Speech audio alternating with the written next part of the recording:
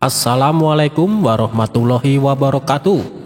Apa kabar sahabat Al-Fatah yang dimuliakan Allah? Semoga kita dalam keadaan sehat, dilimpahkan rezekinya dan diberikan keberkahan dunia dan akhirat. Amin ya robbal alamin.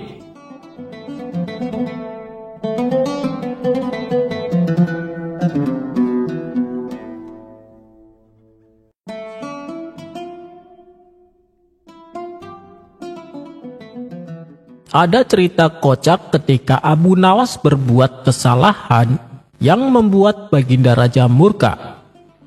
Oleh sebab itulah, ia pun akan dijatuhi hukuman. Namun karena sering lolos dari hukuman yang akan dijalaninya, kali ini Baginda Raja punya cara lain yang berbeda dari biasanya untuk menghukum Abu Nawas. Baginda Raja sudah tidak sabar. Kemudian Abu Nawas diarak ke tengah alun-alun dengan disaksikan seluruh masyarakat Baghdad. "Hei Abu Nawas," seru Baginda Raja, "atas kesalahan yang kau perbuat, kau harus jadi gembel selama 1 bulan. Kamu harus tidur di jalanan. Kau tidak boleh mengemis atau meminta-minta makanan kepada orang-orang. Dan kamu tidak boleh membeli makanan untuk mengisi perutmu." Tugas Baginda Raja. "Lalu bagaimana kalau ada orang yang kasihan dan memberiku makanan paduka?" tanya Abu Nawas. "Itu juga tidak boleh. Kau tidak boleh menerima makanan dari orang-orang. Wahai masyarakat Baghdad, bagi siapa saja yang kedapatan memberi makan Abu Nawas, maka kalian akan saya hukum seperti dia," ancam Baginda Raja di hadapan orang-orang. Seketika Abu Nawas tertunduk lesu. Dalam hati ia berkata, "Hukuman macam apa ini? Bagaimana aku bisa dapat makanan? Mana mungkin aku bisa bertahan sebulan tanpa makan? Aku bisa mati kelaparan kalau begini."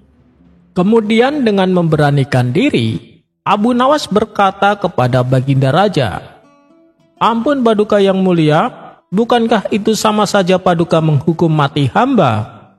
Lebih baik hukum gantung saja hamba sekarang, daripada hamba harus mati secara tersiksa." Namun keinginan Abu Nawas ini langsung ditolaknya.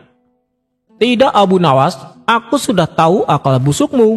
Kalau aku penuhi keinginanmu, pasti dengan akal cerdikmu, kau akan kembali lolos dari hukuman. Dan aku tak mau tertipu untuk kesekian kalinya," ujar Baginda Raja. Sejenak Abu Nawas terdiam. Ia terlihat putus asa dan pasrah menerima keputusan tersebut.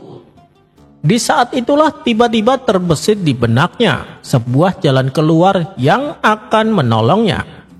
Ia pun meminta kepada Baginda Raja untuk mengajak keledainya ikut serta selama ia menjadi seorang gembel. Abu Nawas beralasan bahwa keledainya adalah satu-satunya hewan yang paling ia sayangi, bahkan melebihi rasa sayangnya kepada sang istri. Kalaupun ia meninggal nanti, setidaknya ia meninggal di samping keledai kesayangannya. Rupanya keinginan Abu Nawas yang satu ini dikabulkan oleh Baginda Raja. Dan Baginda Raja juga menjanjikan hadiah uang sejumlah 1.000 dinar. Itu apabila Abu Nawas bisa bertahan hidup sampai 1 bulan. "Ingat Abu Nawas, aku akan menyuruh prajurit untuk mengintaimu selama sebulan ini." Dan pada keesokan harinya, Abu Nawas mulai menjalani hukuman, menjadi seorang gembel jalanan bersama keledai kesayangannya. Di hari pertama Abu Nawas masih bisa bertahan tanpa makan dan minum. Di hari kedua, ia mulai merasakan haus dan lapar. Dan untuk menghilangkan rasa itu, ia meminum air sungai yang jernih. Sementara keledainya dibiarkan makan rumput dan dedaunan, lalu ikut minum air di sungai tersebut. Di hari ketiga dan seterusnya, sekujur tubuh Abu Nawas mulai merasakan lemas. Ia sudah tidak tahan menahan rasa lapar hanya dengan meminum air sungai. Disinilah Abu Nawas mulai menjalankan ide cemerlangnya. Ia pun mendatangi warung makan tempat biasa ia nongkrong. "Hei kawan, hutangi aku 1 porsi nasi dan ayam bakar. Nanti bulan depan aku akan membayarnya 2 kali lipat, pinta Abu Nawas. Maaf Abu Nawas, bukannya aku tidak mau menolongmu, tapi aku sungguh tidak bisa. Kau lihat sendiri kan, ada prajurit istana yang sedang mengintai kita. Kalau sampai aku menghutangi makanan, aku bisa dihukum sepertimu Abu Nawas, tolak pemilik warung. Jangan khawatir, itu bukan untukku, tapi untuk keledaiku, ujar Abu Nawas. Mengetahui Abu Nawas mendatangi warung, prajurit yang ditugaskan jadi pengintai segera menghampiri mereka berdua. Abu Nawas, apa yang sedang kau lakukan? Tanya prajurit. Aku mau beli makanan untuk keledaiku, jawab Abu Nawas.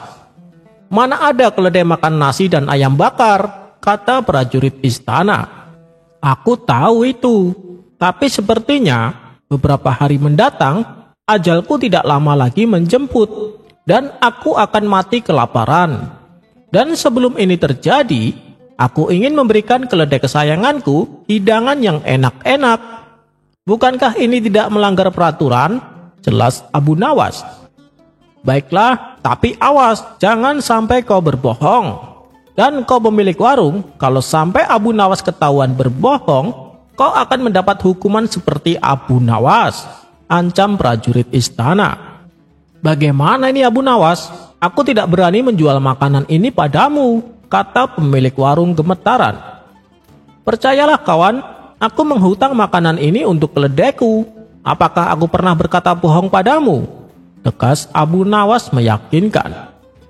Si pemilik warung tahu betul sifat Abu Nawas. Meskipun sering berbuat konyol dan usil, tapi Abu Nawas memang terkenal jujur dan tidak pernah berbohong.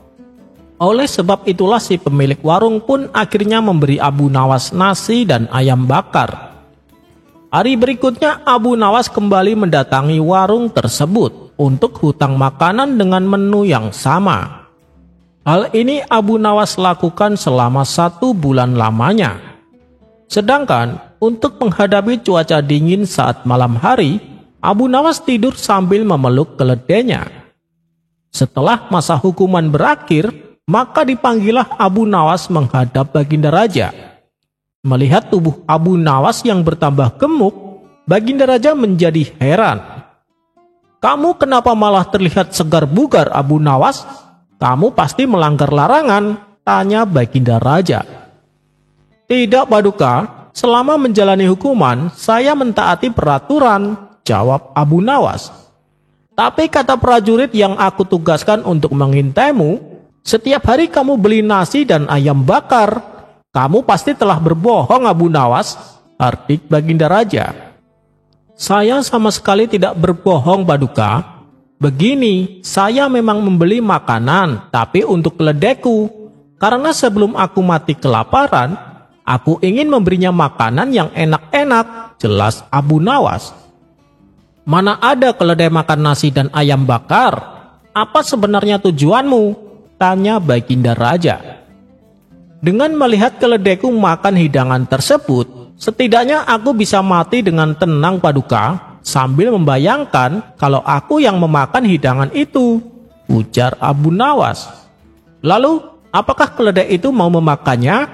Tanya Baginda Raja penasaran. Disitulah letak masalahnya Paduka. Padahal saya sudah membujuknya berulang kali, tapi keledai saya malah memilih makan rumput. Dan mungkin karena merasa kasihan, keledai itu menyingkirkan makanannya tepat di hadapanku, seolah ia memberi isyarat bahwa makanan ini untuk saya. Tentu saja saya pun segera memakannya, kata Abu Nawas menuturkan. Kalau seperti itu, berarti kamu telah melanggar peraturan Abu Nawas, dan pemilik warung makan juga telah berani menentangku. Kau dan pemilik warung makan akan saya hukum lebih berat lagi, tegas Baginda Raja. Loh, salahnya di mana Paduka? Bukankah Paduka mengatakan selama saya menjalani hukuman, saya harus tidur di jalanan, dan saya lakukan itu. Saya juga tidak mengemis atau meminta makanan kepada orang-orang. Dan saya juga tidak membeli makanan untuk mengisi perut saya, tapi saya membeli makanan untuk keledai saya. Namun karena ia kasihan, lalu ia berikan kepada aku. Bukankah peraturan selanjutnya saya tidak boleh menerima pemberian makanan dari orang-orang? Tapi kalau yang memberi makanan adalah keledai, tentu itu tidak melanggar peraturan kan, Paduka? Kata Abu Nawas beralasan. Mendengar hal itu, Baginda Raja terdiam dan tak sanggup membantahnya. Berkat kecerdikan Abu Nawas, ia pun akhirnya berhasil menjalani hukuman tanpa harus mati kelaparan. Dan sesuai perjanjian, Abu Nawas diberi hadiah uang 1000 dinar. Ia pun segera bergegas pergi ke pemilik warung untuk membayar hutangnya selama 1 bulan.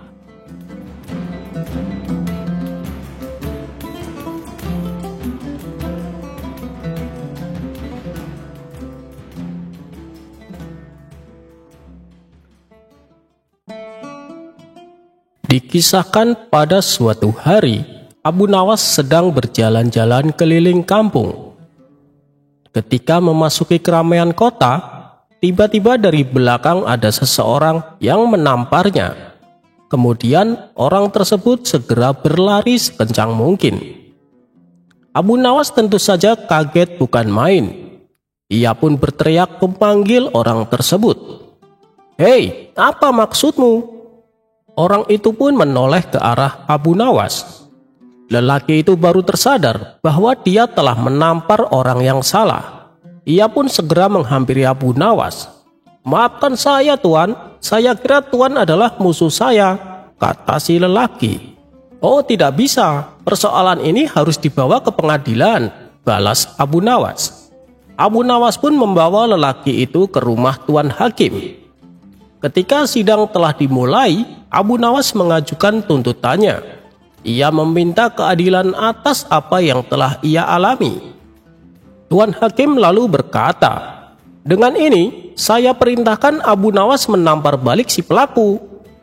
Namun ternyata putusan tersebut ditolak Abu Nawas. "Tuan Hakim, aku tak mau kekerasan dibalas dengan kekerasan," ucapnya. Mendengar itu, Tuan Hakim mengetahui maksud Abu Nawas. "Dasar mata duitan, lihat saja, kau tak akan dapat uang sepeser pun," kata Tuan Hakim dalam hati.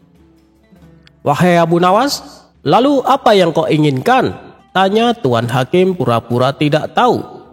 "Aku ingin dia membayar denda 20 dinar sebagai penebus kesalahannya," jelas Abu Nawas. "Baiklah, dengan ini saya perintahkan si pelaku membayar denda kepada Abu Nawas sebanyak 20 dinar, kata Tuan Hakim memutuskan. Mendengar putusan tersebut, si lelaki berkata, "Tapi Tuan Hakim, saya tidak bawa uang." Tuan Hakim lalu menyuruh si lelaki untuk mendekat. "Saat ini kau bawa uang berapa?" bisik Tuan Hakim. "Hanya 5 dinar, Tuan," jawab si lelaki. "Begini saja, daripada kamu harus membayar 20 dinar untuknya, lebih baik berikan 5 dinarmu kepadaku, dan pulanglah pura-pura mengambil uang, tapi tak usah kembali," bisik Tuan Hakim kembali. "Tapi Tuan, bagaimana kalau dia marah?" tanya si lelaki. "Itu nanti urusanku, lagi pula dia juga tidak mengenalmu, pasti dia tidak tahu rumahmu," jelas Tuan Hakim. Akhirnya si lelaki itu pun setuju. "Wahai Abu Nawas, hasil diskusi antara saya dengan si pelaku, maka saya persilahkan dia untuk pulang mengambil uang tebusan," kata Tuan Hakim. Abu Nawas pun mengizinkannya. "Baiklah, tapi jangan kelamaan," balas Abu Nawas. Kemudian lelaki itu pun pergi meninggalkan ruang sidang. Singkat cerita, setelah 2 jam berlalu, si lelaki tak kunjung datang. Abu Nawas masih bersabar menunggu. 3 jam kini telah berlalu. Abu Nawas sudah tidak bisa menunggu lebih lama lagi. "Wahai Tuan Hakim, kenapa dia belum datang juga?" "Apakah rumahnya jauh dari sini?" tanya Abu Nawas. "Mana saya tahu, tunggulah sampai sore. Kalau masih belum datang juga, tunggulah sampai esok pagi. Kalau masih belum datang juga, Tunggulah sampai esok paginya lagi, balas Tuan Hakim meledeknya. Kurang ajar, sepertinya mereka berdua bersekongkol untuk mengerjai aku, pikir Abu Nawas. Begini saja Tuan Hakim, aku tak bisa menunggu terlalu lama, ada pekerjaan yang harus aku lakukan. Tapi aku ingin menitipkan sesuatu untuknya, kata Abu Nawas. Oh, silakan, titipkan saja padaku, pasti akan aku sampaikan kepadanya, balas Tuan Hakim. Tanpa diduga, tiba-tiba Abu Nawas menampar kepala Tuan Hakim. Hei, Abu Nawas, apa yang kau lakukan? Tanya Tuan Hakim terkejut. Itu titipanku untuknya. Bilang padanya kalau aku sudah tak membutuhkan uangnya, jelas Abu Nawas. Tuan Hakim hanya bengong memegang kepalanya yang sakit sambil melihat Abu Nawas pergi meninggalkan ruang sidang.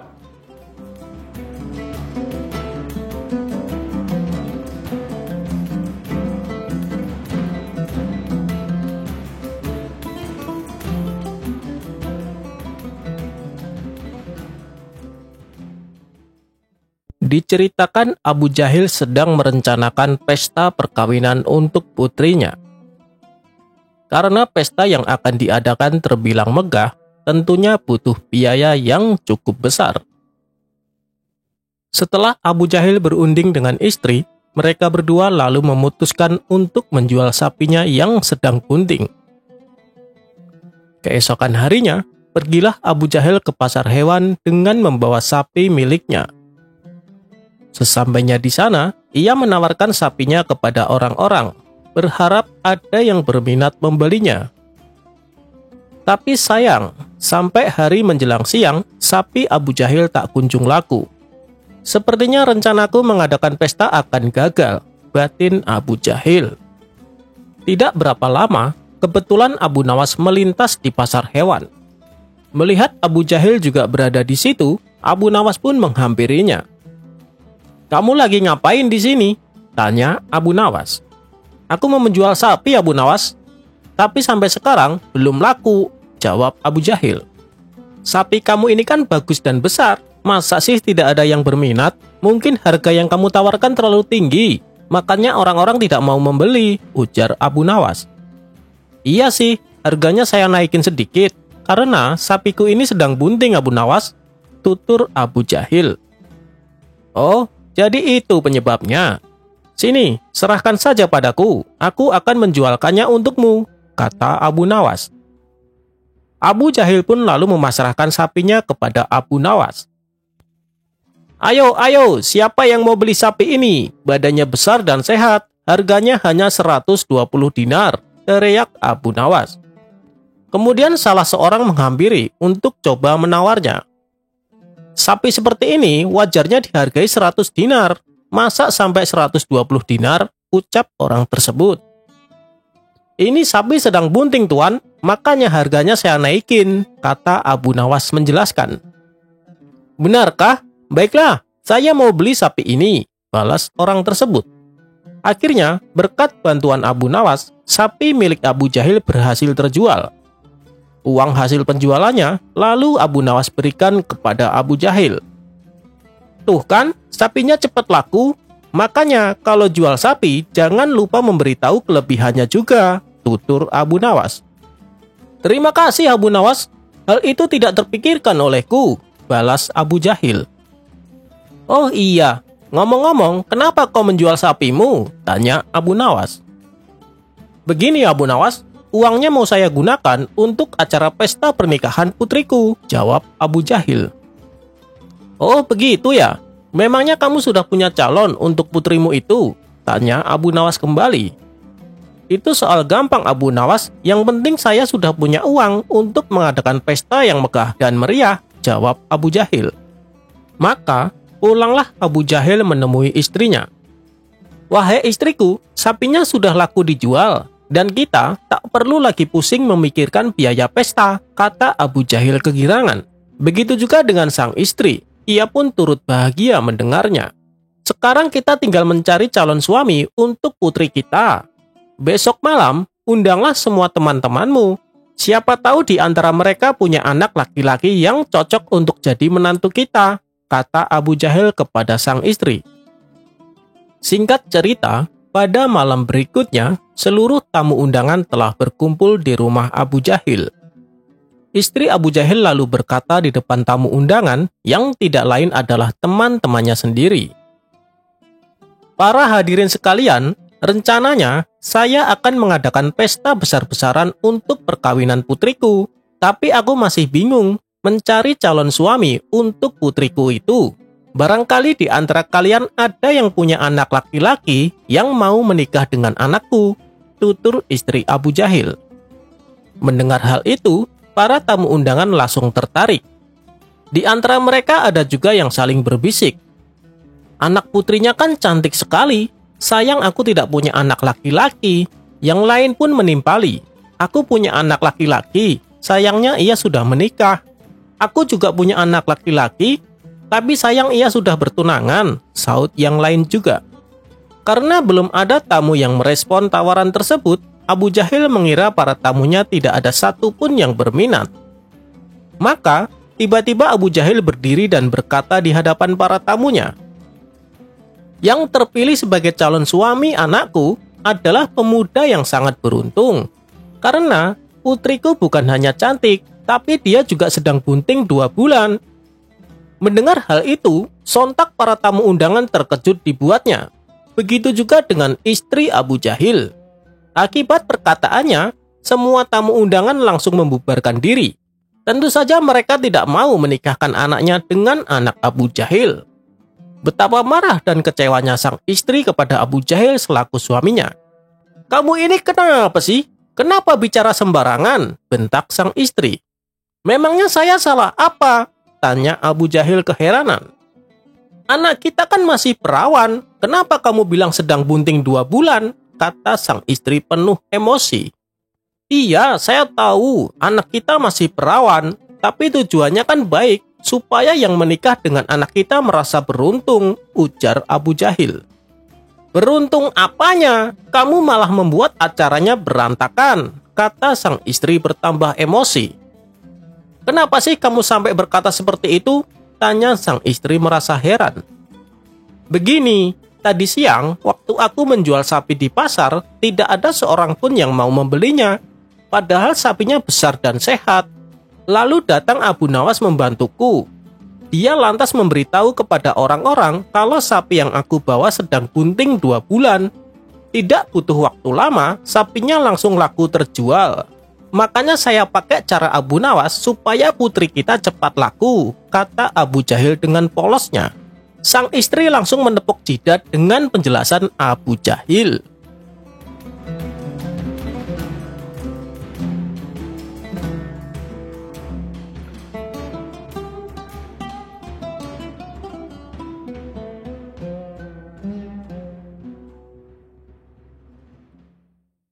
Paku wasiat warisan leluhur Abu Nawas. Dikisahkan Abu Nawas mempunyai seorang tetangga yang rumahnya berdempetan dengan rumah Abu Nawas. Tetangga ini bernama Abu Jahil. Ia berhasrat sekali ingin membeli rumah Abu Nawas. Namun, tak ada sedikit pun niatan Abu Nawas untuk menjual rumahnya tersebut. Berbagai macam rayuan dan bujukan Abu Jahil tak membuat Abu Nawas tergiur. Ia tetap teguh pada pendiriannya. "Bagaimana suamiku? Apakah Abu Nawas bersedia menjual rumahnya?" tanya sang istri kepada Abu Jahil. "Sepertinya dia tidak akan menjualnya. Padahal sudah aku tawar dengan harga tinggi, tapi dia tidak tergiur," jawab Abu Jahil. "Wahai suamiku, kita harus bisa mendapatkan rumah Abu Nawas, entah dengan cara apapun, supaya rumah kita menjadi besar dan luas," ucap sang istri. Setelah berpikir agak lama, akhirnya Abu Jahil mendapatkan ide yang super jahat. "Wahai istriku, kita bikin supaya Abu Nawas tidak betah tinggal di sini. Dengan begitu, dia pasti akan menjual rumahnya," usul Abu Jahil. "Bagaimana caranya?" tanya sang istri penasaran. Kita kerjain saja Abu Nawas setiap hari, jawab Abu Jahil. Maka mulai sejak saat itu, mereka suka membuat kesal Abu Nawas terus-menerus, hingga menimbulkan percekcokan. Pernah suatu hari, ketika Abu Nawas hendak pulang ke rumah, ia berjalan melewati rumah Abu Jahil. Tiba-tiba diguyur seember air oleh Abu Jahil. Sontak saja hal ini membuat Abu Nawas marah. "Woi, kurang ajar, kamu benar-benar keterlaluan Abu Jahil," kata Abu Nawas penuh emosi. Akibatnya terjadilah pertengkaran sengit antara Abu Jahil dan Abu Nawas. Mendengar ada kegaduhan, para tetangga pun segera datang untuk melerai mereka. "Lihatlah yang dilakukan Abu Jahil kepadaku," teriak Abu Nawas dalam kondisi basah kuyup. "Sabar Abu Nawas, sabar, jangan terbawa emosi. Mungkin saja Abu Jahil melakukan itu tanpa sengaja," ujar salah satu tetangganya. "Kalian selalu saja membelanya. Setiap kali dia berbuat jahat kepadaku, kalian menganggapnya tidak sengaja. Lalu apa maksudnya?" ucap Abu Nawas sangat kesal. Karena kecewa, akhirnya Abu Nawas langsung masuk ke dalam rumah. Setibanya di rumah, ia duduk di kursi dan termenung. "Aku sudah tidak betah tinggal di sini. Setiap hari Abu Jahil membuatku kesal. Kalau diladenin, pasti ujung-ujungnya selalu ribut. Tidak ada jalan lain kecuali aku menjual rumah ini dan membeli rumah lagi di tempat lain," pikir Abu Nawas. Di hari berikutnya, Abu Nawas mengumumkan kepada para tetangga dan kawan-kawannya bahwa dia berniat menjual rumah dan menjauh dari tetangganya itu. Beberapa orang dari mereka menasehati, "Menjual rumah itu rugi Abu Nawas, carilah solusi lain." Namun Abu Nawas tetap bertekad menjual rumahnya karena dia ingin hidup tenang. Kabar tentang akan dijual rumah Abu Nawas sampai juga ke telinga Abu Jahil. "Wahai istriku, ada kabar gembira. Akhirnya Abu Nawas bersedia menjual rumahnya. Kita harus segera membelinya sebelum keduluan orang lain. Rencanaku ternyata berhasil," kata Abu Jahil kegirangan. "Tapi apa mungkin Abu Nawas mau menjualnya kepada kita?" tanya sang istri. "Itu soal gampang, kita turuti saja berapa harga permintaannya, nanti kita tambahin," ujar Abu Jahil. "Ya sudah, pergilah dan temui Abu Nawas. Minta maaflah kepadanya dan tambahkan penyesalanmu. Lalu mintalah dia untuk menjual rumahnya kepadamu," saran sang istri. Maka pergilah Abu Jahil menuju rumah Abu Nawas. Setibanya di sana, ternyata sudah banyak orang yang berniat membelinya. Mereka rata-rata menawar dengan harga murah. Lalu, ada salah satu dari mereka berani membayar sesuai permintaan Abu Nawas. Hampir saja Abu Nawas memberikannya, tapi langsung dicegah oleh Abu Jahil.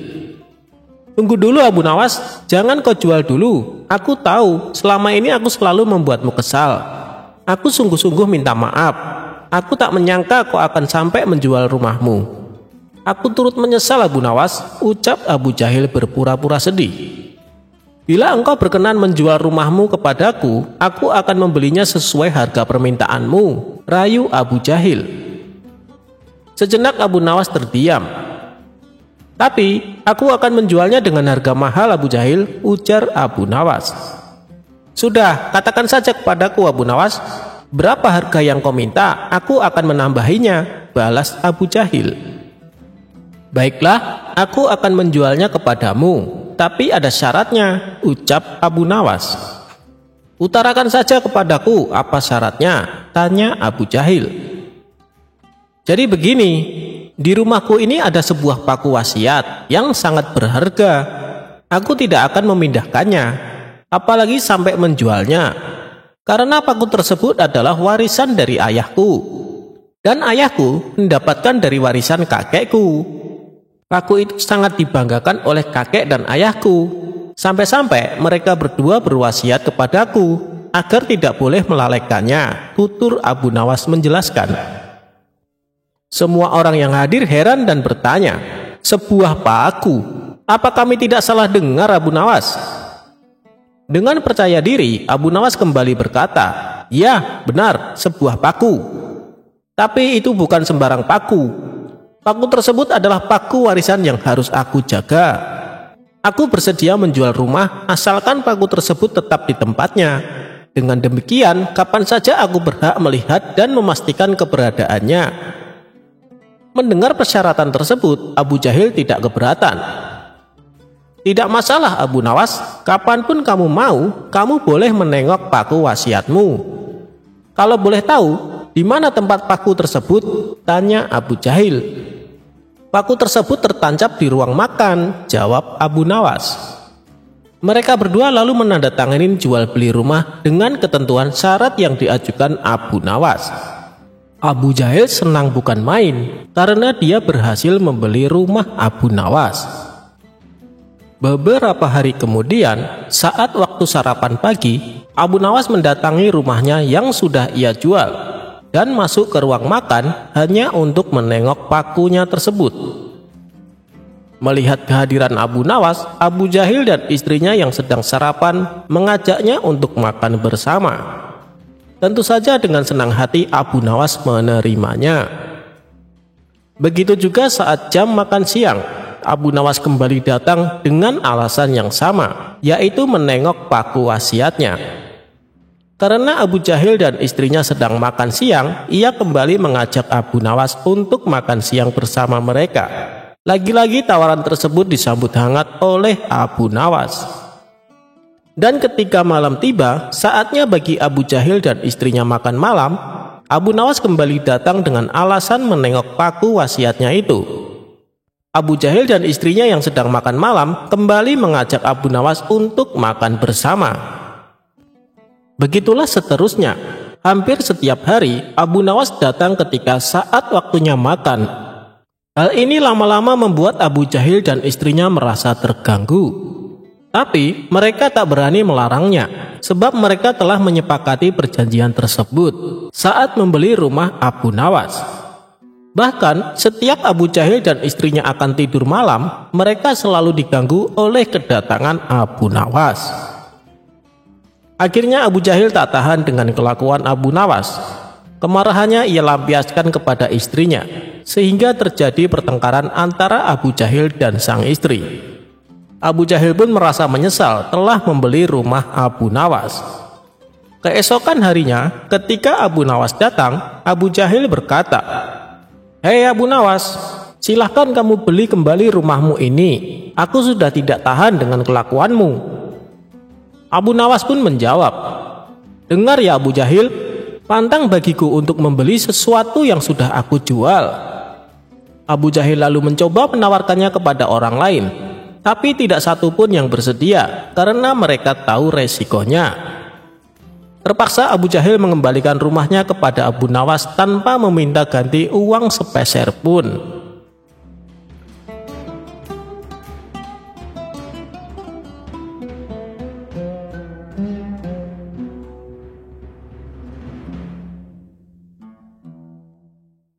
Diceritakan, Abu Nawas memiliki hewan peliharaan. Di samping memiliki keledai sebagai tunggangannya, ia juga memelihara seekor kambing yang sangat gemuk dan besar. Tak pernah terlintas di benak Abu Nawas untuk menyembelihnya. Ia lebih menyukai kambingnya sebagai hewan peliharaan. Pada suatu hari, kawan-kawan Abu Nawas datang berkunjung ke rumahnya. Saat memasuki halaman rumah, mereka melihat kambing peliharaan Abu Nawas yang diikat di samping rumah. Abu Nawas menyambut hangat kawan-kawannya itu, dan setelah mengobrol, salah satu kawannya berkata kepada Abu Nawas, "Kambing punyamu hebat sekali Abu Nawas, gemuk dan sehat. Bagaimana kalau kita berpesta dan sembelih saja kambing itu?" usul kawan lainnya. "Ya, aku setuju, dagingnya pasti enak dan lezat," timpal kawan satunya. Mendengar perkataan teman-temannya, Abu Nawas mencoba mengelak. "Kambingku itu tidak terlalu gemuk, belum begitu besar," kata Abu Nawas beralasan. Bagaimanapun, Abu Nawas sangat menyayangi kambingnya. Ia tidak sampai hati kalau sampai disembelih. "Hei Abu Nawas, apa kamu tidak dengar kabar kalau besok akan kiamat? Kambingmu juga tidak akan bertambah gemuk," kata teman-temannya. "Ya Abu Nawas, besok akan kiamat, kita sembelih saja kambingnya," sahut yang lainnya. Mereka terus saja mendesak Abu Nawas agar bersedia kambing kesayangannya disembelih. Abu Nawas pun mulai kesal mendengar perkataan teman-temannya yang memaksa. "Baiklah, besok kita akan pesta di pantai. Daging kambingnya kita bakar dan kita makan sama-sama," tutur Abu Nawas. Keesokan harinya, Abu Nawas dan teman-temannya berangkat menuju sebuah pantai. Setibanya di sana, Abu Nawas berkata, "Kalian bersenang-senang saja dahulu, biar aku yang memasaknya." Mendengar itu, teman-temannya kegirangan dan mereka segera melepas baju untuk berenang di tepian pantai. Saat mereka tengah berenang, diam-diam Abu Nawas mengambil baju semua temannya. Abu Nawas pun mulai menyembelih kambing dan mengulitinya. Lalu ia membakar semua baju temannya untuk memanggang daging kambing tersebut. Selesai berenang, teman-temannya kebingungan mencari baju. "Hei Abu Nawas, kamu melihat baju kami tidak?" tanya temannya. "Oh iya, tadi aku waktu kesini lupa membawa kayu bakar. Sebagai gantinya, aku bakar baju kalian untuk memanggang daging kambing ini," ujar Abu Nawas. "Kamu gila ya Abu Nawas? Masa kami pulang dalam keadaan telanjang?" ucap mereka. "Percayalah padaku, kalian sudah tidak akan membutuhkan baju, karena kata kalian hari ini akan kiamat bukan?" timpal Abu Nawas. Teman-temannya hanya bisa bengong mendengar jawaban Abu Nawas. Mereka tak mungkin memarahi Abu Nawas, karena yang dilakukan Abu Nawas akibat perkataan mereka sendiri. Setelah selesai makan, mereka terpaksa pulang tanpa memakai baju, dan di sepanjang perjalanan mereka ditertawakan oleh para warga yang melihatnya.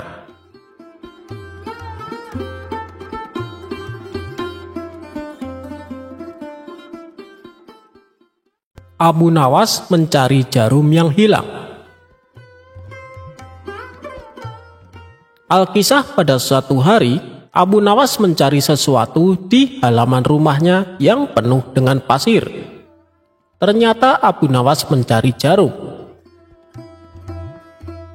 Tetangganya yang merasa kasihan ikut membantu Abu Nawas mencari jarum tersebut.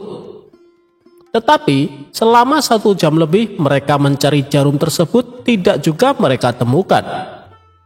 Kemudian tetangganya bertanya kepada Abu Nawas, "Wahai Abu Nawas, kira-kira di mana engkau menjatuhkan jarum itu?" tanya tetangga itu.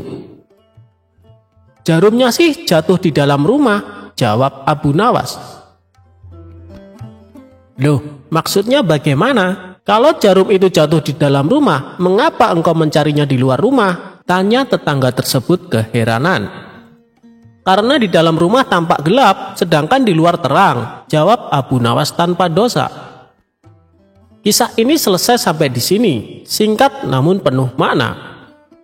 Ada yang memaknai jika mencari kebahagiaan di luar rumah itu tidak ada artinya, padahal kebahagiaan sesungguhnya ada di dalam rumah yang terkadang tak terlihat.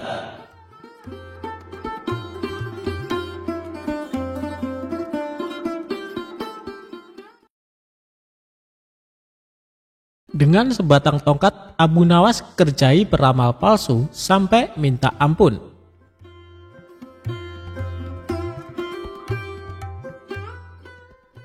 Bermula, suatu hari di kota Baghdad digemparkan kabar mengenai seorang mengaku sakti. Di depan orang-orang, dia sesumbar bisa mengetahui peristiwa yang akan datang. Sontak hal ini membuat masyarakat penasaran.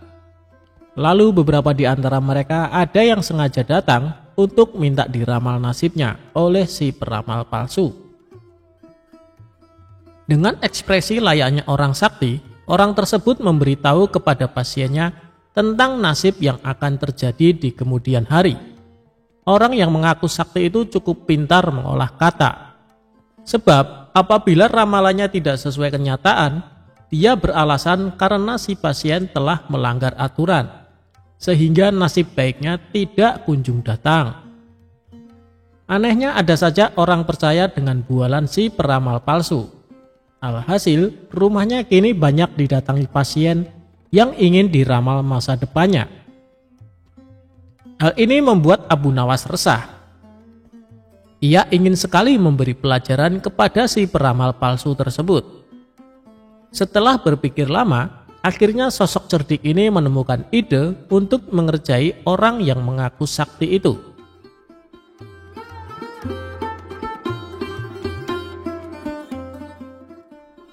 Esok harinya, Abu Nawas mendatangi rumah si peramal palsu dengan membawa tongkat di tangannya. "Ada apa, wahai anakku? Apa yang kau keluhkan?" tanya si peramal palsu dengan nada sok berwibawa. "Aku cuma mau tanya, apa benar Anda bisa meramal masa depan?" tanya Abu Nawas. "Tepat sekali, kau datang ke tempat yang benar," jawab orang tersebut. "Oh, begitu. Selain meramal masa depan orang, apakah Anda juga bisa meramal nasib Anda sendiri di masa mendatang?" tanya Abu Nawas. "Tentu saja bisa, wahai anakku. Aku bisa tahu apa yang akan terjadi pada diriku sendiri," jawab si peramal palsu. Setelah mendengar pengakuan orang tersebut, tiba-tiba Abu Nawas memukulkan tongkatnya tepat mengenai kepala si peramal. "Aduh, kenapa kau memukulku?" tanya si peramal palsu kesakitan. "Tadi katanya Anda bisa tahu apa yang akan terjadi pada diri Anda sendiri. Seharusnya sebelum aku memukul Anda sudah menghindar. Berarti Anda pembohong," ujar Abu Nawas. "Tidak, wahai anakku, sebenarnya aku sudah tahu, bahkan sebelum kau datang ke sini," kata si peramal berpura-pura. "Tapi kenapa Anda tidak mengelak sewaktu aku pukul?" tanya Abu Nawas. "Itu aku sengaja membiarkannya," jawab peramal palsu tersebut. "Baiklah, sekarang coba tebak apa yang akan menimpamu lagi," tanya Abu Nawas sambil mengangkat tongkatnya. Si peramal buru-buru menjauh dari Abu Nawas. "Kau pasti akan memukulku lagi," jawab si peramal palsu. "Anda salah," balas Abu Nawas. Bersamaan dengan itu, Abu Nawas menghancurkan barang-barang yang digunakan sebagai sarana perdukunan di ruangan tersebut. Seketika di sana berantakan, banyak barang pecah akibat pukulan tongkat Abu Nawas. Tidak terima dengan perilaku Abu Nawas, peramal palsu itu lalu mengadukannya kepada Tuan Hakim. Singkat cerita, Abu Nawas dan si peramal palsu diundang ke pengadilan. Di depan Tuan Hakim, si peramal palsu menuntut Abu Nawas dihukum berat sebab telah memukul dirinya dan membuat onar di rumahnya. "Hei Abu Nawas, apa alasanmu sampai tega memukul dia dan kenapa kau menghancurkan barang-barangnya?" tanya Tuan Hakim. "Begini Tuan Hakim, awalnya hamba tanya ke dia apakah bisa tahu nasib yang akan terjadi pada dirinya sendiri. Dia kan ngakunya peramal dan bilang katanya tahu. Tapi saat hamba pukul pakai tongkat, dia tidak menghindar. Tuan Hakim pasti menghindarkan apabila tahu ada orang yang akan memukul. Jadi yang salah siapa? Dia yang pembohong atau hamba yang memukul?" cerita Abu Nawas. "Lalu saat hamba hancurkan barang-barangnya, ternyata dia juga tidak tahu Tuan Hakim. Kalau dia tahu, pasti sebelum hamba datang sudah mengamankan barang-barangnya ditaruh di dalam kamar. Katanya bisa meramal masa depan, sedangkan masa depan dirinya sendiri saja tidak tahu. Berarti dia pembohong," jelasnya. Ada benarnya apa yang dikatakan Abu Nawas. Kalau kau memang mengaku peramal, harusnya tahu apa yang akan terjadi kepadamu, ucap Tuan Hakim kepada si peramal palsu. Akhirnya Abu Nawas dibebaskan dari tuntutan hukum. Sementara orang yang mengaku sakti itu menjadi kapok. Dia tidak berani membuka praktek ramalannya lagi.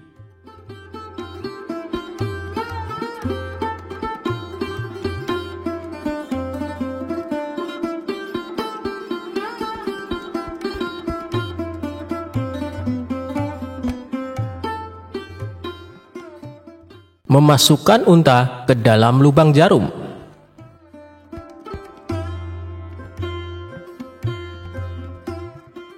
Diawali suatu hari Baginda Raja tampak termenung di singgasananya. Dilaporkan dia sedang dilanda masalah yang membuat tidak bisa tidur. Tapi masalah yang dihadapi hanya Baginda Raja sendiri yang tahu. Dia sengaja merahasiakan dari orang-orang sekitar, baik kepada penasehat istana maupun Abu Nawas selaku sahabatnya tempat berkeluh kesah. Ingin rasanya Baginda Raja melupakan masalah yang menimpanya. Kalaupun bisa lari menghindar, tentulah ia akan melakukannya. Tapi kenyataannya, permasalahan yang dihadapi terasa seperti mengikutinya kemanapun Baginda Raja pergi. Sejak saat itu Baginda Raja sering terlihat melamun seorang diri. Kemudian penasehat istana mendekati Baginda Raja. "Maaf Paduka yang mulia, hamba perhatikan belakangan ini Paduka terlihat murung. Hamba khawatir Paduka nanti jatuh sakit. Apakah ada sesuatu yang Paduka pikirkan?" tanya penasehat istana. "Tidak ada apa-apa, aku baik-baik saja. Kau urusi saja pekerjaanmu," jawab Baginda Raja dengan memalingkan wajahnya. Penasehat istana pun hanya terdiam. Ia merasakan gelagat bahwa Baginda Raja sedang dilanda masalah besar. Dikarenakan Baginda Raja tidak mau berterus terang, penasehat istana tidak berani membujuknya untuk menceritakan masalah yang dihadapi. Makin hari sikap Baginda Raja makin tertutup, bahkan kini enggan menerima tamu. Hal ini membuat para pejabat istana sangat khawatir. Apa yang harus kita lakukan? Makin hari Baginda Raja terlihat mengkhawatirkan. Ini sangat buruk untuk kondisinya. Jangan sampai Baginda Raja jatuh sakit, kata salah seorang menteri. Aku juga cemas melihat sikap Baginda Raja belakangan ini. Aku sudah coba membujuknya supaya mau menceritakan masalah yang dialami, tapi ia malah memalingkan wajah. Baginda Raja memilih menutup diri, beber penasehat istana. Saya ada saran, bagaimana kalau masalah ini kita sampaikan kepada Abu Nawas? Biasanya dia tahu solusinya, ujar salah satu dari menteri. Iya, saya setuju dengan saran tersebut, balas lainnya. Maka beberapa menteri istana segera mendatangi rumah Abu Nawas. Melihat yang datang adalah para menteri, Abu Nawas sempat terkejut. Biasanya yang diutus Baginda Raja adalah prajurit istana. Kenapa kalian yang datang? Tanya Abu Nawas. Kami kesini bukan diutus Baginda Raja, tapi atas kemauan sendiri, jawab para menteri. Kemudian para menteri ini memberitahu Abu Nawas tentang keadaan yang menimpa Baginda Raja. Kami semua sudah berusaha memberi perhatian, tapi Baginda Raja selalu menutup diri, kata salah satu menteri. Baiklah, aku akan coba menghiburnya. Mari kita ke istana sekarang, ajak Abu Nawas. Singkat cerita, Abu Nawas menghadap Baginda Raja. Ia lalu bercerita kisah-kisah jenaka di hadapan Baginda Raja, berharap bisa terhibur dan tertawa. Tapi ternyata tidak ada reaksi apapun. Baginda Raja hanya terdiam, malah meninggalkan Abu Nawas, lalu masuk ke kamarnya. Selepas Baginda Raja pergi, para menteri segera menghampiri Abu Nawas. Bagaimana ini Abu Nawas? Kamu lihat sendiri kan? Ucap mereka. Sepertinya Baginda Raja sedang mengalami masalah berat. Biarkan aku pulang dulu. Aku akan memikirkan cara untuk mengatasi masalah ini, ucap Abu Nawas. Setibanya di rumah, Abu Nawas terus memikirkan cara terbaik memecahkan masalah ini. Setelah berpikir cukup lama, akhirnya Abu Nawas menemukan ide cemerlang. Esok harinya, Abu Nawas pergi ke pasar. Di hadapan orang-orang, Abu Nawas berteriak, "Apakah di antara kalian ada yang bisa memasukkan unta ke lubang jarum?" Mendengar pertanyaan Abu Nawas, semua orang yang di sana merasa heran. Salah satu dari mereka lalu menjawab, "Mana mungkin bisa, itu perkara yang mustahil." Dengan lantang Abu Nawas membalas, "Tidak ada perkara yang mustahil. Jangankan aku, anak kecil pun bisa. Kalau kau memang bisa, coba tunjukkan kepada kami," pinta mereka. Maaf kawan-kawan, sayangnya aku hanya bisa membuktikannya bila di hadapan Baginda Raja, jawab Abu Nawas. Begitulah seterusnya, setiap ada keramaian orang ataupun perkumpulan, Abu Nawas selalu mengatakan hal yang sama. Akhirnya kabar tentang Abu Nawas bisa memasukkan unta ke lubang jarum sampai juga hingga telinga Baginda Raja. Awalnya, Baginda Raja tidak terlalu memperdulikannya. Tapi lama-kelamaan timbul juga rasa penasaran pada dirinya. Maka diperintahkanlah beberapa pengawal istana memanggil Abu Nawas. Tuan Abu Nawas, Anda diperintahkan Paduka untuk datang ke istana, ucap seorang prajurit. Benarkah? Tanya Abu Nawas memastikan. Benar Tuan Abu Nawas, jawab prajurit. Rencanaku akhirnya berhasil, pikir Abu Nawas. Oh iya, bagaimana kondisi Baginda Raja sekarang? Tanya Abu Nawas lagi. Baginda masih sering mengurung diri dan sering tampak termenung, jawab salah satu prajurit. Baiklah, aku akan ke sana sekarang, balas Abu Nawas. Tidak lama kemudian, Abu Nawas sampai di istana menghadap Baginda Raja. Wahai Abu Nawas, aku dengar kau bisa memasukkan seekor unta ke lubang jarum. Kau bersedia membuktikannya bila di hadapanku. Benarkah itu? Tanya Baginda Raja. Benar Paduka yang mulia, jawab Abu Nawas. Bagaimana mungkin? Aku rasa itu perkara yang mustahil, balas Baginda Raja. Di dunia ini tidak ada yang mustahil Paduka, ujar Abu Nawas. Baiklah, sekarang coba kau buktikan, perintah Baginda Raja. Caranya mudah saja Paduka. Kita tinggal membuat jarum yang lubangnya lebih besar daripada seekor unta. Dengan begitu, kita bisa memasukkan dengan mudah. Bahkan anak kecil pun bisa, jawab Abu Nawas menjelaskan. Kalau caranya seperti itu, semua orang pun bisa melakukannya. Berarti kau telah menipu semua orang, termasuk aku, ucap Baginda Raja. Hamba tidak pernah menipu siapapun, dan hamba juga tidak pernah menipu Paduka. Hamba tidak pernah mengatakan bahwa jarum yang hamba maksud adalah jarum kecil, balas Abu Nawas. Ya, itu benar. Tapi apa maksud dari pernyataanmu ini? Tanya Baginda Raja. Hamba hanya ingin mengatakan ada hikmah dari pernyataan ini, jawab Abu Nawas.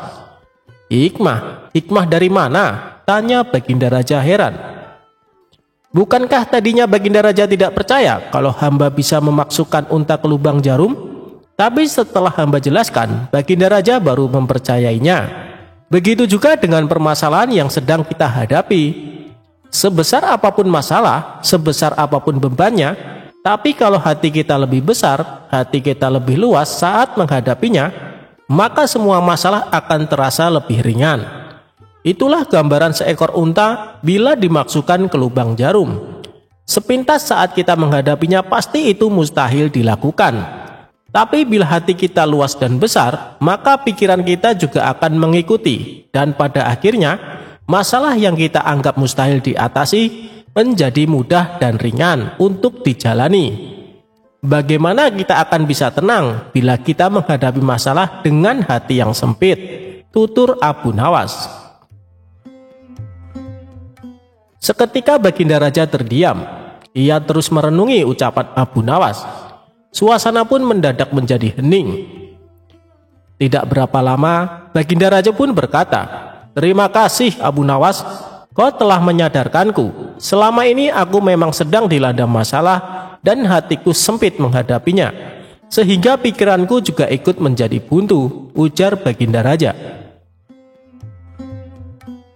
Sejak kejadian itu, kini Baginda Raja mulai terlihat ceria. Ia tidak lagi terlihat murung seperti hari-hari sebelumnya. Permasalahan bukanlah hal yang untuk dilamunkan, melainkan dihadapi dengan hati yang besar.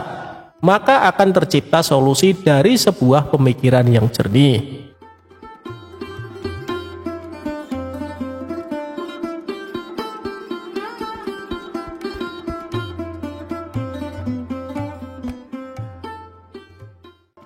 Ketika Abu Nawas disuruh khutbah Jumat. Abu Nawas adalah seorang penyair yang sangat cerdik dan pintar. Namun selain sebagai penyair, Abu Nawas juga dikenal sebagai mubalek di desa tempat tinggalnya. Oleh sebab itu, suatu ketika Abu Nawas diminta untuk menjadi imam ketika hendak sholat Jumat. Selain itu, pada waktu tersebut Abu Nawas juga diminta mengisi khutbah Jumat untuk memberikan ceramah keagamaan.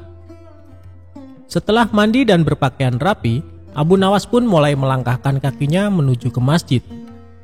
Ketika sampai di masjid, tidak lama kemudian terdengar suara azan. Tak lama berselang, datanglah masyarakat yang beragam Muslim dengan sangat ramai. Karena yang menjadi khotib kali ini adalah Abu Nawas, maka banyak sekali masyarakat Muslim yang datang ke masjid. Ceramah dan khutbah Abu Nawas sangat disenangi oleh masyarakat kala itu. Sebab dalam setiap ceramah keagamaan yang disampaikan oleh Abu Nawas sangat relevan terhadap isu-isu yang sedang berkembang. Akhirnya, waktu yang ditunggu para jamaah pun tiba. Abu Nawas naik ke mimbar dan segera memulai khutbahnya. Khutbah tersebut dimulai dengan salam dan berlanjut pada materi yang akan disampaikan oleh Abu Nawas. Namun, pada saat berkhutbah, Abu Nawas melihat para jamaahnya yang mengantuk bahkan sampai tertidur.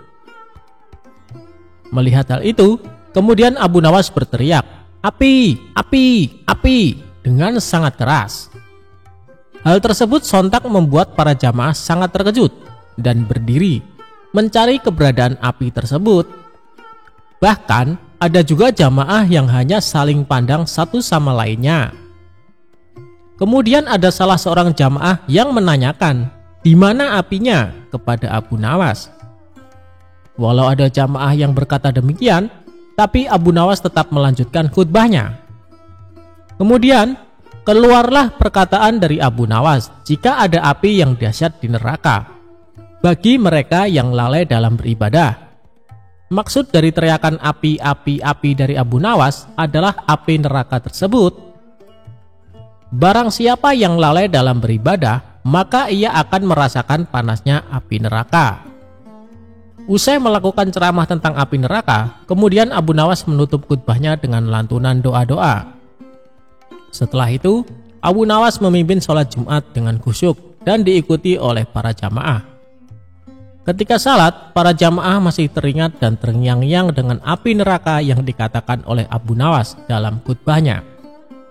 Walau awalnya terkesan gagal dalam memberikan ceramah keagamaan karena banyak yang mengantuk dan tertidur, namun sesungguhnya Abu Nawas berhasil membuat para jamaah untuk selalu rajin beribadah. Sebab para jamaah selalu ingat dengan khutbah Abu Nawas, di mana saat itu ia mengatakan mereka yang malas beribadah akan merasakan panasnya api neraka.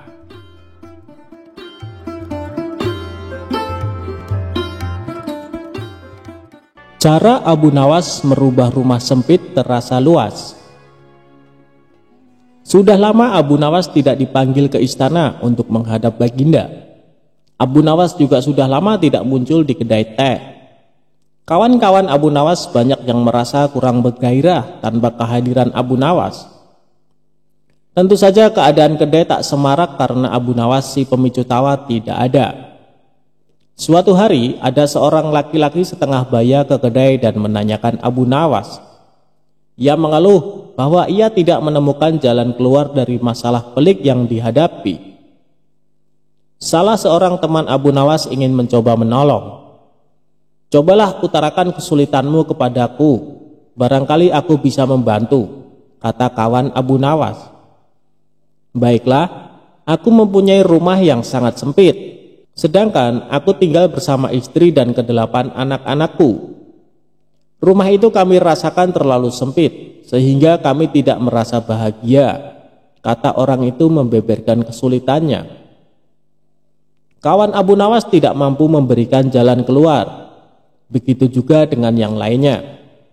Sehingga mereka menyarankan agar orang itu pergi menemui Abu Nawas di rumahnya saja. Orang itu pun pergi ke rumah Abu Nawas, dan kebetulan Abu Nawas sedang mengaji. Setelah mengutarakan kesulitan yang dialami, Abu Nawas bertanya kepada orang tersebut, "Punyakah engkau seekor domba?" "Tidak," tetapi aku mampu membelinya, jawab orang itu. Kalau begitu belilah seekor dan tempatkan domba itu di dalam rumahmu, Abu Nawas menyarankan. Orang itu tidak membantah. Ia langsung membeli seekor domba seperti yang disarankan Abu Nawas. Beberapa hari kemudian, orang itu datang lagi menemui Abu Nawas. Wahai Abu Nawas, aku telah melaksanakan saranmu, tetapi rumahku bertambah sesak. Aku dan keluargaku merasa segala sesuatu menjadi lebih buruk dibandingkan sebelum tinggal bersama domba, kata orang itu mengeluh. Kalau begitu, belilah lagi beberapa ekor unggas dan tempatkan juga mereka di dalam rumahmu, saran Abu Nawas. Orang itu tidak membantah. Ia langsung membeli beberapa ekor unggas yang kemudian dimasukkan ke dalam rumahnya. Beberapa hari kemudian orang itu datang lagi ke rumah Abu Nawas. Wahai Abu Nawas, aku telah melaksanakan saran-saranmu dengan menambahi penghuni rumahku dengan beberapa ekor unggas. Namun begitu aku dan keluargaku semakin tidak betah tinggal di rumah yang makin banyak penghuninya. Kami bertambah merasa tersiksa, kata orang itu dengan wajah yang semakin muram. Kalau begitu belilah seekor anak unta dan peliharalah di dalam rumahmu, kata Abu Nawas menyarankan kembali. Orang itu tidak membantah. Ia langsung pergi ke pasar hewan membeli seekor anak unta untuk dipelihara di dalam rumahnya. Beberapa hari kemudian orang tersebut datang lagi menemui Abu Nawas. Dan ia berkata, wahai Abu Nawas, tahukah engkau bahwa keadaan di dalam rumahku sekarang hampir seperti neraka? Semuanya berubah menjadi lebih mengerikan daripada hari-hari sebelumnya. Wahai Abu Nawas, kami sudah tidak tahan tinggal serumah dengan binatang-binatang itu, kata orang itu putus asa. Baiklah, kalau kalian sudah merasa tidak tahan, maka jualah anak unta itu, kata Abu Nawas. Orang itu tidak membantah. Ia langsung menjual anak unta yang baru dibelinya. Beberapa hari kemudian, Abu Nawas pergi ke rumah orang tersebut. Bagaimana keadaan kalian sekarang? Abu Nawas bertanya. Keadaannya sekarang lebih baik karena anak unta itu sudah tidak lagi tinggal di sini, kata orang itu tersenyum. Baiklah, kalau begitu sekarang jualah unggas-unggasmu, kata Abu Nawas. Orang tersebut tidak membantah. Ia langsung menjual unggas-unggasnya. Beberapa hari kemudian Abu Nawas mengunjungi orang itu lagi. Bagaimana keadaan rumah kalian sekarang? Abu Nawas bertanya. Keadaannya sekarang lebih menyenangkan karena unggas-unggas itu sudah tidak tinggal bersama kami, kata orang itu dengan wajah ceria. Baiklah kalau begitu sekarang jualah domba itu, kata Abu Nawas. Orang itu tidak membantah. Dengan senang hati ia langsung menjual dombanya. Beberapa hari kemudian Abu Nawas bertamu ke rumah orang itu. Ia bertanya, bagaimana keadaan rumah kalian sekarang? Kami merasakan rumah kami bertambah luas karena binatang-binatang itu sudah tidak ada lagi tinggal bersama kami. Dan kami sekarang merasa lebih bahagia daripada sebelumnya. Kami mengucapkan terima kasih yang tak terhingga kepadamu, hai Abu Nawas, kata orang itu dengan wajah berseri-seri. Sebenarnya, batas sempit dan luas itu tertancap dalam pikiranmu. Kalau engkau selalu bersyukur atas nikmat dari Tuhan, maka Tuhan akan mencabut kesempitan dalam hati dan pikiranmu, kata Abu Nawas menjelaskan. Sebelum Abu Nawas pulang, ia bertanya kepada orang itu, apakah engkau sering berdoa? Ya, jawab orang itu. Ketahuilah bahwa doa seorang hamba tidak mesti diterima oleh Allah. Karena manakala Allah membuka pintu pemahaman kepada engkau, ketika Dia tidak memberi engkau, maka ketiadaan pemberian itu merupakan pemberian yang sebenarnya.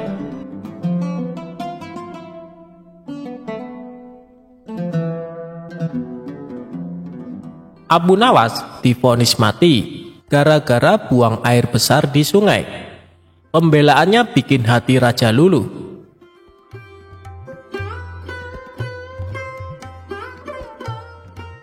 Kisah ini berawal ketika Abu Nawas menjelajahi hutan bersama Baginda Raja.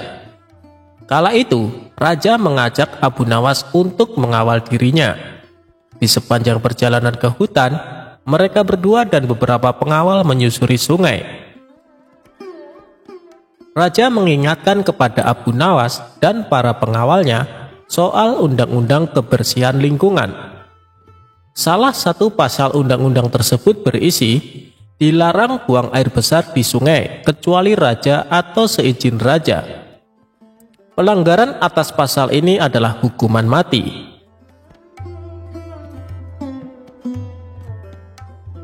Di tengah pengembaraannya di hutan, raja kebelet buang air besar.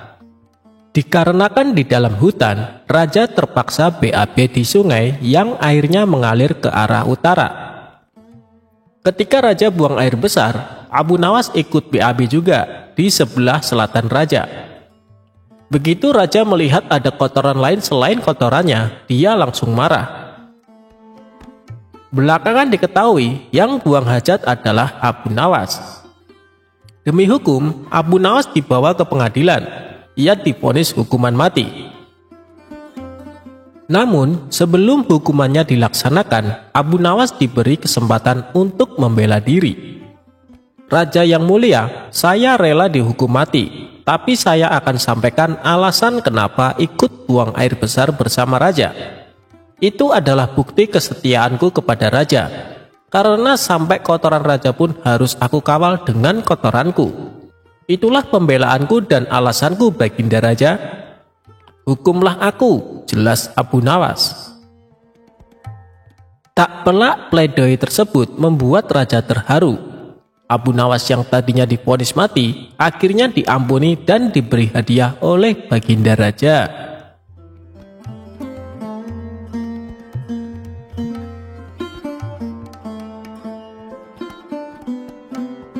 Abu Nawas nyebur ke sungai. Kali ini cerita antara Abu Nawas dan Abu Jahal. Bermula dari Abu Nawas pagi-pagi berangkat sholat subuh berjamaah di masjid. Setelah itu, ia mencari kayu bakar di hutan. Di perjalanan, Abu Nawas berpapasan dengan Abu Jahal. "Mau kemana Abu Nawas?" tanya Abu Jahal. "Mau cari kayu di hutan," jawab Abu Nawas. "Ayo kita berangkat bersama-sama." "Aku juga mau mencari kayu di hutan," terang Abu Jahal. Abu Nawas pun melanjutkan perjalanannya dengan ditemani Abu Jahal. Ketika mereka berjalan melewati pinggir sungai, tiba-tiba Abu Nawas tergelincir dan hampir jatuh. Namun, untunglah ada Abu Jahal di sampingnya. Abu Jahal langsung menarik tangan Abu Nawas, sehingga Abu Nawas tidak jatuh ke sungai. "Terima kasih Abu Jahal atas pertolonganmu," kata Abu Nawas. Tidak disangka Abu Jahal malah tertawa terpingkal-pingkal. "Lihatlah wajahmu yang lucu itu. Aku tidak bisa membayangkan apabila kamu terjatuh ke sungai. Pastinya akan basah kuyup," ucap Abu Jahal sambil tertawa makin keras. Sementara Abu Nawas hanya diam. Dia tidak mungkin marah kepada Abu Jahal yang baru saja menolongnya. Sejak saat itu, setiap bertemu Abu Nawas, Abu Jahal selalu mengungkit-ungkit kejadian tersebut. Bahkan saat keduanya nongkrong di warung, Abu Jahal terus menceritakan dan membesarkan hal tersebut, sampai-sampai membuat Abu Nawas merasa sangat malu. Sebulan pun berlalu. Akhirnya Abu Nawas tidak tahan lagi. Ia pun mendatangi rumah Abu Jahal. "Hei Abu Jahal, ikutlah denganku," ajak Abu Nawas. "Mau kemana memangnya?" tanya Abu Jahal. "Sudah, pokoknya ikut saja," balas Abu Nawas. Mereka berdua lantas pergi ke suatu tempat. Rupanya Abu Nawas mengajak ke sungai yang dulu dirinya pernah diselamatkan oleh Abu Jahal.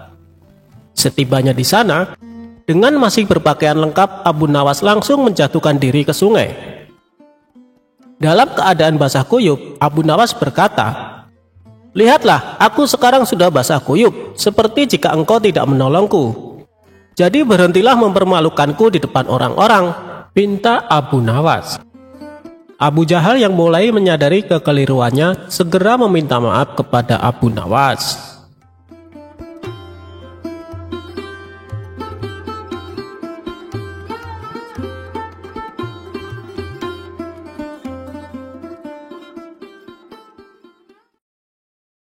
Abu Nawas dapat hadiah melimpah.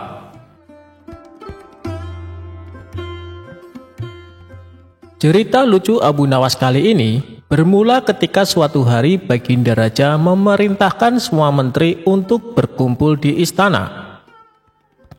Setelah semua bawahannya itu berkumpul, Baginda Raja lalu menyampaikan maksudnya. Kalian semua aku undang ke sini karena ada beberapa hal yang ingin aku sampaikan. Yang pertama, aku ucapkan terima kasih kepada kalian karena selama ini kalian telah bekerja keras ikut membantu mengurus negeri yang kita cintai ini, kata Baginda Raja. Dan yang kedua, hari ini adalah hari jadi negeri kita. Jadi sebagai rasa terima kasihku, kalian semua akan mendapat hadiah. Lanjutnya. Mendengar hal itu, para menteri bersorak kegirangan. Terima kasih Paduka yang mulia, kata salah seorang menteri. Di tengah suasana penuh kegembiraan, tiba-tiba salah satu menteri bertanya, Paduka yang mulia, bukankah Abu Nawas juga sering membantu menangani masalah yang ada di negeri kita ini? Dia juga sering menghibur Paduka yang mulia, tapi kenapa dia tidak diundang? Seketika Baginda Raja tersadar bahwa dirinya hampir saja melupakan seseorang yang sangat dikagumi akan kecerdikannya. Terima kasih wahai menteriku, kau telah mengingatkanku, balas Baginda Raja. Kemudian ia memerintahkan beberapa pengawal segera memanggil Abu Nawas. Tidak berapa lama, datanglah Abu Nawas ke istana menghadap Baginda Raja. Sesaat Abu Nawas sempat terkejut karena yang terlihat tidak seperti biasanya. Seluruh menteri istana berkumpul tanpa ada satupun yang absen. Ampun Paduka yang mulia, ada gerangan apa Paduka memanggil hamba? Sepertinya ada masalah yang serius, tanya Abu Nawas. Tidak ada masalah apa-apa Abu Nawas, justru ini adalah hari yang penuh kebahagiaan, balas Baginda Raja. Alhamdulillah kalau begitu. Tapi ada tujuan apa hamba dan semua menteri istana diperintahkan menghadap Paduka? Tanya Abu Nawas lagi. Baginda Raja lalu memberitahu akan memberikan hadiah kepada semua menteri, termasuk Abu Nawas. Hadiah yang akan dibagikan tersebut sebagai wujud terima kasih kepada orang-orang yang telah berjasa ikut andil mengurus negeri dan rakyat. Kemudian Baginda Raja mengajak Abu Nawas dan semua menteri memasuki ruangan besar yang penuh perhiasan emas. Saat ini kuhadiahkan kepada kalian sebuah kebebasan sampai waktu yang telah aku tentukan. Silahkan peganglah apa yang besar yang ada di dalam ruangan ini. Dan apa yang berhasil kalian pegang akan menjadi milik kalian, teriak Baginda Raja. Spontan para menteri berhamburan mencari sesuatu yang disenangi. Masing-masing berebut menyentuh perhiasan paling besar agar bisa menjadi miliknya. Sedangkan Abu Nawas sendiri hanya terdiam. Ia sama sekali tidak ikut memperebutkan hadiah. Abu Nawas tetap berdiri di samping Baginda Raja. Melihat hal itu, Baginda Raja menjadi heran. Hei Abu Nawas, kenapa diam saja? Kau tidak butuh hadiah emas? Tanya Baginda Raja. Ditanya seperti itu, Abu Nawas justru cengengesan sambil terus menatap Baginda Raja. Tanpa diduga, dari belakang Abu Nawas memeluk Baginda Raja sangat erat. Hei Abu Nawas, apa-apaan ini? Apa yang kau lakukan? Teriak Baginda Raja kesakitan. Baginda Raja berusaha berontak, namun Abu Nawas makin erat memeluknya hingga tidak berdaya melakukan sesuatu. Abu Nawas, kau sudah gila ya? Lepaskan aku, teriak Baginda Raja lagi. Kali ini Baginda Raja berontak sekuat tenaga dan akhirnya Abu Nawas terpental jatuh. Ketika Abu Nawas hendak berdiri dan beranjak, Baginda Raja mengumumkan bahwa waktu yang ditentukan telah habis. Dari seluruh menteri terlihat masing-masing memegang beberapa perhiasan emas yang berhasil didapatkan. Emas yang ada di tangan kalian sepenuhnya adalah milik kalian. Silahkan dibawa pulang, kata Baginda Raja. Maka satu persatu menteri mohon diri pamit pulang. Begitu juga dengan Abu Nawas, ia mohon pamit kepada Baginda Raja. Tunggu Abu Nawas, jangan pulang dulu. Aku masih ada urusan dengan kau, ucap Baginda Raja. Baginda Raja lalu menanyakan kepada Abu Nawas perihal tingkah anehnya yang tiba-tiba memeluk dirinya. Maaf Paduka yang mulia, semua menteri Paduka adalah orang-orang bodoh. Mereka lebih memilih beberapa harta Paduka. Padahal jika mereka memilih Paduka, niscaya mereka akan memiliki semua harta itu, ucap Abu Nawas. Aku melihat semua harta Paduka sangat aku sukai, hingga rasanya sayang sekali jika aku hanya memilih salah satunya.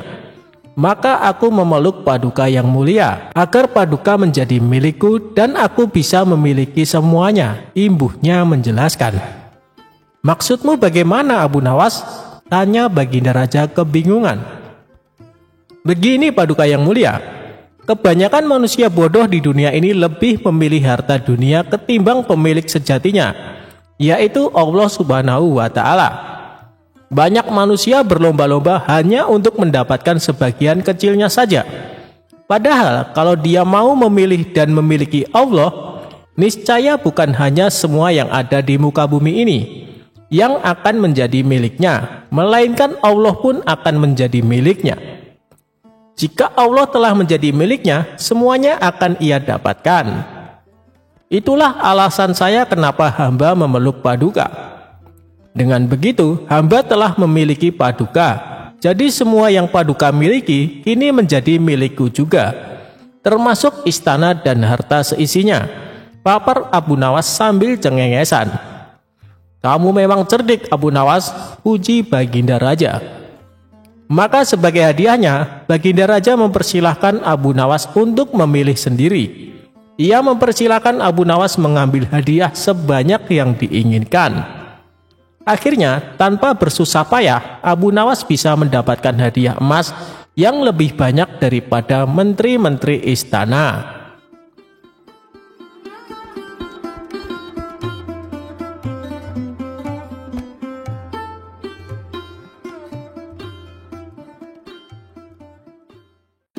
Imam Syafi'i enggan menyolati jenazah Abu Nawas.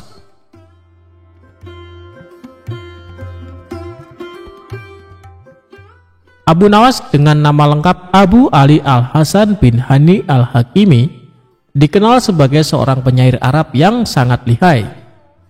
Namun di berbagai belahan dunia, Abu Nawas dikenal sebagai seorang sosok yang lucu, kocak alias jenaka. Abu Nawas juga sangat cerdik saat menghadapi raja dan memecahkan teka-teki yang belum ada jawabannya. Abu Nawas adalah seorang sufi yang paham Al-Quran dan hadis, tetapi dia menampakkan tingkah konyol dan kontroversi. Dia hidup di masa Raja Harun Ar-Rasyid dari dinasti Abbasiyah, sekaligus hidup di masa Imam Syafi'i. Masa muda Abu Nawas dikenal sebagai pemabuk yang gemar minum khamar, bahkan dijuluki penyair khamar. Imam Syafi'i kurang suka dengan sikap Abu Nawas karena dianggap tidak mencerminkan seorang muslim.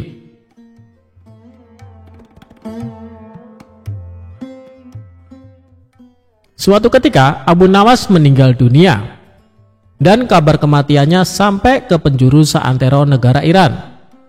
Kabar wafatnya Abu Nawas membuat gempar penduduk Iran. Baginda Raja sebagai teman dekat Abu Nawas merasa sedih mendengar kabar tersebut. Sementara Imam Syafi'i juga mendengar kabar wafatnya Abu Nawas. Namun Imam Syafi'i enggan menyolati jenazah Abu Nawas. Sementara di satu sisi banyak warga berkumpul di rumah Abu Nawas untuk melayat dan mendoakan jenazah Abu Nawas. Ketika jenazah Abu Nawas hendak dimandikan, salah seorang warga menemukan kertas di saku Abu Nawas.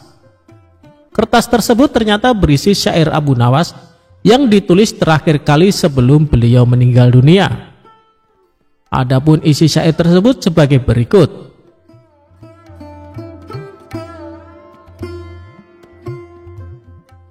Wahai Tuhanku, dosaku terlalu besar dan banyak, tapi aku tahu bahwa ampunanmu lebih besar. Jika hanya orang baik yang boleh berharap kepadamu, kepada siapa pelaku maksiat akan berlindung dan memohon ampunan?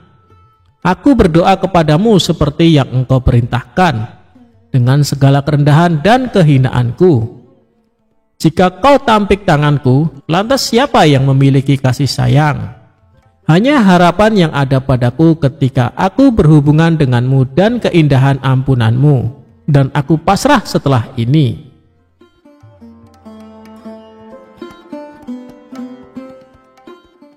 Kemudian salah seorang warga membawa kertas berisi syair Abu Nawas ke rumah Imam Syafi'i. Warga tersebut menjelaskan bahwa kertas tersebut ditemukan di saku Abu Nawas saat akan dimandikan. Setelah membaca syair Abu Nawas tersebut, Imam Syafi'i sangat sedih dan menangis sejadi-jadinya. Kemudian Imam Syafi'i pergi ke rumah Abu Nawas untuk menyolatkan jenazahnya. Itulah kisah syair terakhir Abu Nawas yang mampu meluluhkan pemilik mazhab terbesar, yaitu Imam Syafi'i. Semoga kita bisa mengambil hikmah dari kisah Abu Nawas yang hidup sejaman dengan Imam Syafi'i.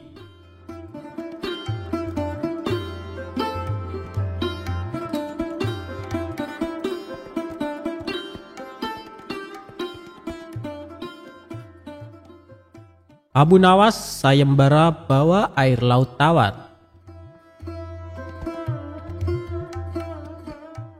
Kisah Abu Nawas kali ini berawal dari baginda raja yang memiliki seorang menteri kepercayaan dan senantiasa mendampingi. Menteri itu bernama Abu Jahal. Namun kepercayaan yang diberikan baginda raja sering dimanfaatkan oleh Abu Jahal untuk memperkaya diri. Terkadang ia meminta upeti kepada rakyat dengan mengatasnamakan baginda raja. Hal ini tentu saja membuat Abu Nawas geram, tapi tidak berani mengadukannya ke baginda raja. Sebab dengan kedudukan yang dimiliki, Abu Jahal bisa saja memutarbalikkan fakta dan menuduh Abu Nawaslah pelakunya.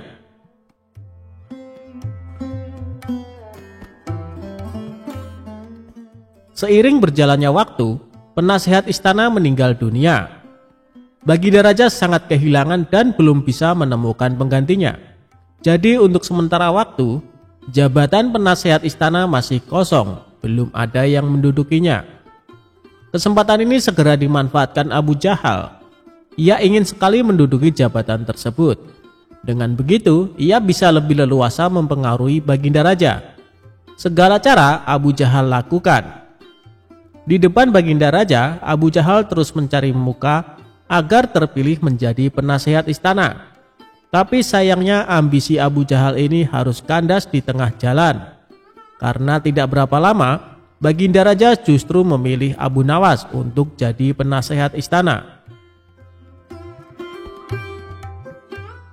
Keputusan baginda raja ini tentu saja membuat Abu Jahal kecewa, sehingga ia menaruh dendam kepada Abu Nawas. Suatu hari ketika Abu Jahal melihat Abu Nawas sedang duduk bersama baginda raja, timbul pemikiran di kepalanya. Seharusnya aku yang duduk di tempat Abu Nawas. Abu Nawas tidak pantas duduk di situ. Abu Nawas itu apa dia? Tidak mampu mengurus masalah kerajaan. Pantasnya dia jadi pelawak istana, gerutu Abu Jahal dalam hati.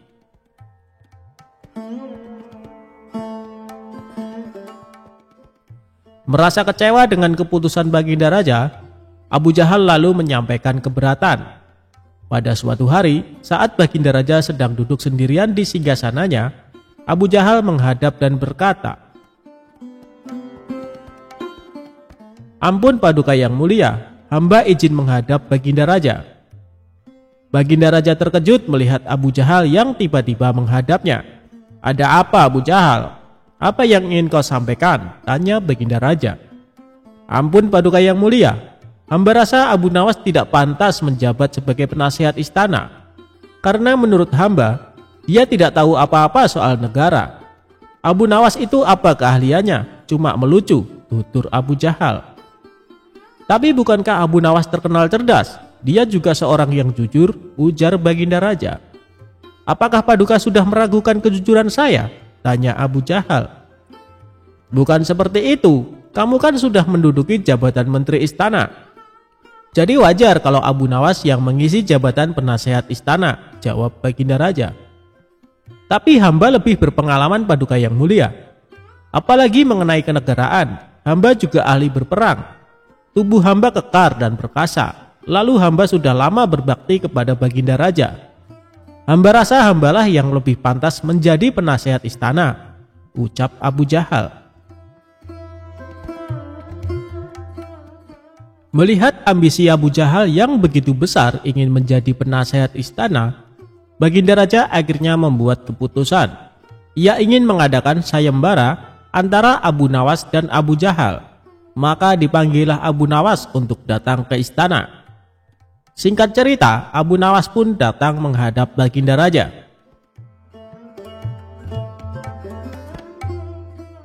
Ampun Paduka yang mulia, ada gerangan apa memanggil hamba? Tanya Abu Nawas.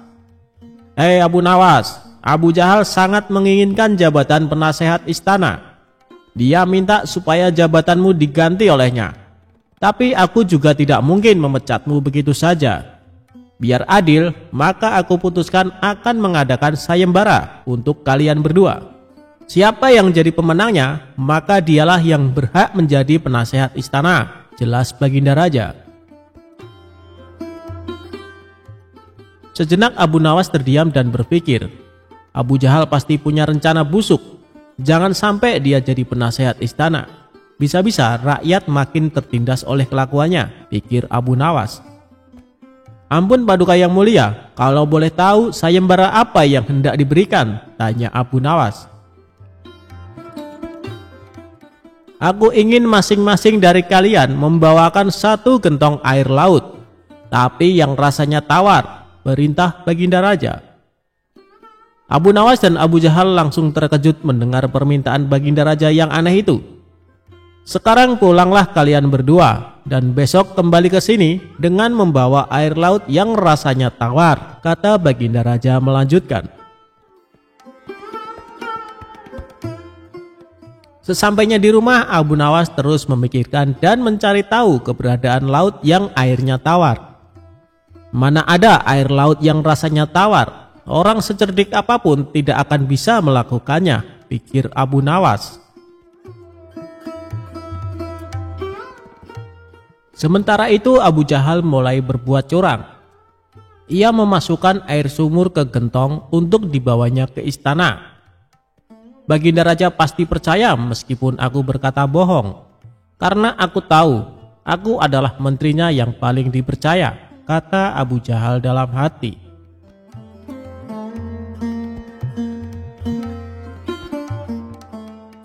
Keesokan harinya, Abu Nawas dan Abu Jahal datang ke istana dengan membawa gentong masing-masing. Bagaimana? Apa kalian sudah mendapatkan airnya? Tanya Baginda Raja. Sudah Paduka yang mulia, jawab Abu Jahal dan Abu Nawas serempak. Kemudian Abu Jahal maju lebih dulu menyerahkan gentongnya.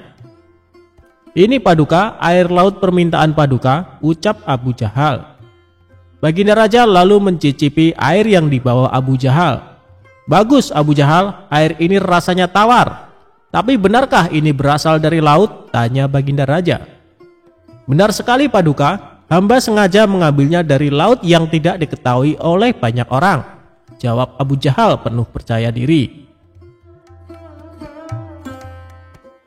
Sekarang tibalah giliran Abu Nawas menyerahkan gentong miliknya. Ketika Baginda Raja mencicipi air yang ada di gentong Abu Nawas, ia pun langsung berkata, Hei Abu Nawas, kenapa rasanya masih asin dan getir? Yang aku minta air laut rasa tawar, ucap Baginda Raja. Ampun Paduka yang mulia, tapi memang begitulah rasa air laut, balas Abu Nawas. Baiklah, karena lomba ini dimenangkan Abu Jahal, tentu dia yang akan menjadi penasehat istana, tutur Baginda Raja.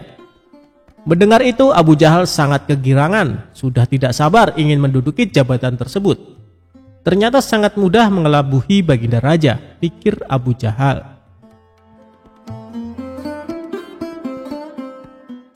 Tapi tiba-tiba Baginda Raja kembali berkata, "Hai Abu Jahal, di mana kamu menemukan laut yang airnya tawar? Antarkan aku ke sana sekarang. Aku ingin mandi di sana," titah Baginda Raja. Seketika wajah Abu Jahal menjadi pucat, tubuhnya lemas dan gemetaran. "Anu Paduka yang mulia, hamba kenapa? Kalau kamu tidak bisa membuktikannya, berarti kamu telah membohongiku," ucap Baginda Raja. "Ampun Paduka yang mulia, air yang hamba bawa memang bukan air laut, tapi air dari sumur," kata Abu Jahal ketakutan. "Kamu lancang Abu Jahal, kamu kira aku anak kecil yang mudah dikelabui?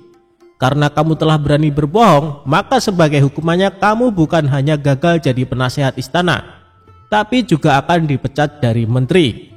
Kamu juga harus menjalani hukuman penjara," bentak Baginda Raja. Kemudian Baginda Raja memerintahkan beberapa pengawal untuk menangkap Abu Jahal dan memasukkannya ke penjara. Kini tinggallah Abu Nawas di hadapan Baginda Raja. "Hei Abu Nawas, bukankah kamu terkenal cerdik? Bisa saja kamu membohongiku, dan dengan kecerdikanmu itu, kamu tentu bisa menutupi kebohonganmu. Tapi kenapa tidak kau lakukan?" tanya Baginda Raja. "Ampun Paduka yang mulia, hamba memang cerdik, tapi hamba bukan pembohong. Secerdik apapun manusia, tidak akan ada yang bisa mengubah rasa air laut menjadi tawar," terang Abu Nawas. "Kamu benar Abu Nawas, itulah orang yang saya cari untuk menduduki jabatan sebagai penasehat istana. Cerdik dan jujur," kata Baginda Raja tersenyum puas.